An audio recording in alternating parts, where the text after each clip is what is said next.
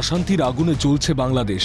এই আবহে মায়ানমার সীমান্তে আরাকান আর্মির তৎপরতায় আতঙ্ক ছড়িয়েছে বাংলাদেশে। যদিও এই টালমাটাল পরিস্থিতির মধ্যে ভারতের বিরুদ্ধে ধারাবাহিকভাবে হুমকি দিয়ে চলেছেন পদ্মাপাড়ের নেতারা। আর এবার ভারতের বিরুদ্ধে পরমাণু হামলার হুঁশিয়ারি বাংলাদেশের নেতার।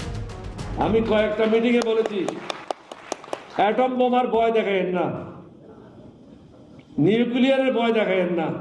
আমাদের অনেক বন্ধু রাষ্ট্র আছে যাদের কাছে নিউক্লিয়ার বোম আছে এবং তারা দিতে রাজি আছে। সুতরাং আপনি ব্যবহার করবেন, আমরা এখানে কলা চষবো, এটা হবে না। এখান থেকেও নিউক্লিয়ার বোম লঞ্চ করা হবে। এই আবহে সামাজিক মাধ্যমে ভারত দখলের হুমকি দিয়ে পোস্ট বাংলাদেশের অন্তর্বর্তী সরকারের উপদেষ্টা মেহফুজ আলমের। পরে আমেরিকা ও ভারতের করা বার্তায় সেই পোস্ট নিজের সোশ্যাল সাইটের হ্যান্ডেল থেকে মুছে ফেলেছেন ইউনূস সরকারের উপদেষ্টা।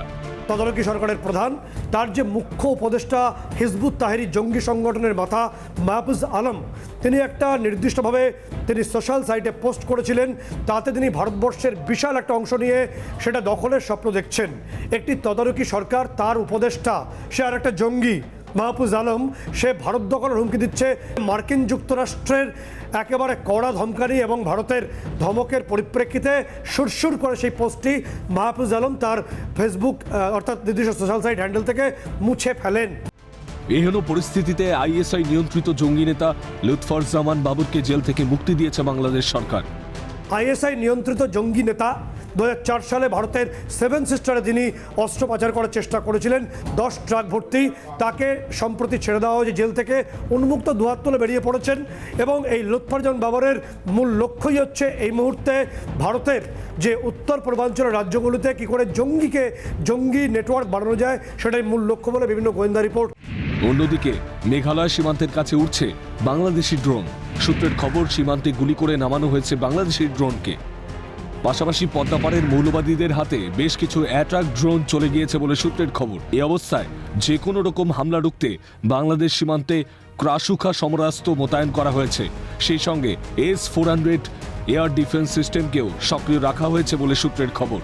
ভারত ইউক্রেন যুদ্ধে রাশিয়া যে অস্ত্রটি প্রথম ব্যবহার করেছিল ক্রাসুরকা, আমরা বলছি ক্রাসুরকা যে ইলেকট্রনিক ওয়ারফেয়ারের নাম্বার 1 যে সমরাস্ত্র সারা বিশ্বে, সেই ক্রাসুরকা আমরা ইতিমধ্যেই বাংলাদেশ সীমান্তে অর্থাৎ আমাদের ভারত বাংলাদেশ সীমান্তে মোতায়েন করেছি এবং আমাদের শিলিগুড়িতে S-400 অ্যাক্টিভ করা আছে।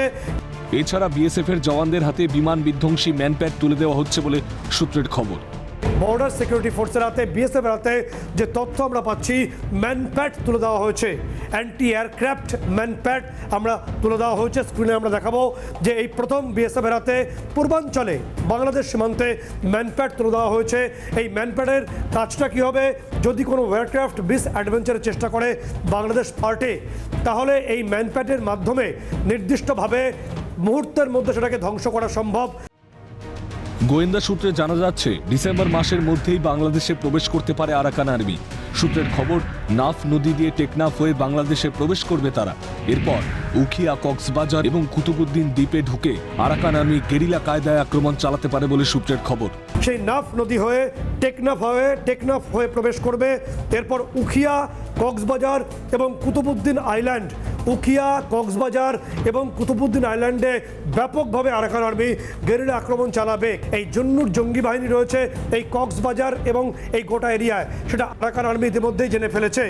এবং আরাকান আর্মির তরফে যিনি লিডার তোয়াং ব্রাত নায়াং, তিনি ইতিমধ্যে বেজিংয়ে রয়েছেন বলে আমরা জানতে পারছি।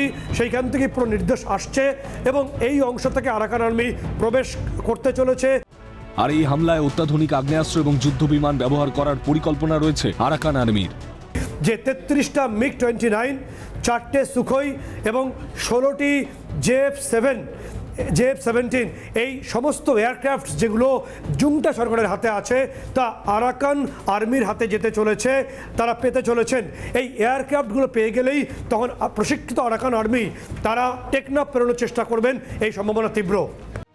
প্রসঙ্গত, কক্সবাজার সংলগ্ন অঞ্চলে রয়েছে আরাকান স্যালভেশন আর্মি বা ARSA জঙ্গিরা। তাদের বিরুদ্ধে আক্রমণ সারাতে আরাকান আর্মি বাংলাদেশে প্রবেশ করতে পারে বলে মনে করছে প্রতিরক্ষা বিশেষজ্ঞরা। আর এই ডিসেম্বর ডেডলাইন নিয়ে সিঁদুরে মেঘ দেখছে বাংলাদেশ সরকার, যার জেরে সীমান্তে সেনা মোতায়েন করছে বাংলাদেশ। চায়নাকে বাংলাদেশ বুঝতে পারেনি, এটা বাংলাদেশের বড় ভুল। যেটা চায়না দীর্ঘদিন ধরে আমাদের উত্তর পূর্ব ভারতে ভায়া মিয়ানমার হয়ে অস্ত্র সাপ্লাই করে, ইনসার্জি করে। স্বভাবতই প্রশ্ন উঠছে যে আরাকান আর্মির এই আস্ফালনে কি ভীত বাংলাদেশ? সেজন্যই কি পড়শি দেশের অন্দরে চালানো হচ্ছে ড্রোনের নজরদারি? ডিসেম্বর আতঙ্কে কি থরহরিকম্প ইউনিস প্রশাসন? প্রশ্ন আন্তর্জাতিক মহলের। সত্যজিৎ মুখোপাধ্যায়ের রিপোর্ট, ক্যালকাটা নিউজ।